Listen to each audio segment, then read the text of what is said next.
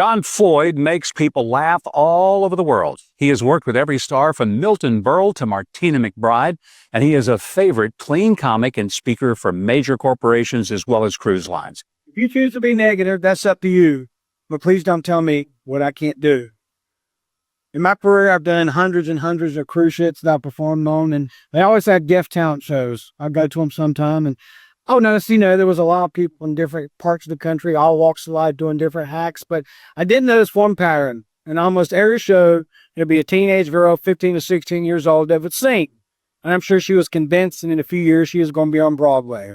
Then there was always a woman, usually in her 40s and 50s, who would also sing. And I'm sure she was convinced she could have been on Broadway if she'd have just tried. And I couldn't help to think, what happens to people in their lives that they give up on their dreams? In other words, what happens to people in that time in their lives in between when they say, I'm going to, and when they say, I could have? Well, I'm going to tell you tonight a whole bunch of reasons why people don't live their dreams or do what they're supposed to be doing when they're on this earth, including what I'm going to deal with what I think is by far the number one reason that people do not do what they're supposed to be doing when they're here on this earth. So buckle in and get ready. Let's bring in our next guest to discuss all of this and much more. Speaker, comedian, and author of Maintenance Man's Gift, John Floyd. I'm just going to say this. Don't ever let anybody or anything stop you from what you want to do. Shakespeare once said it, the world's a stage. I think that's true. So let's go out and get all the standing ovations we can.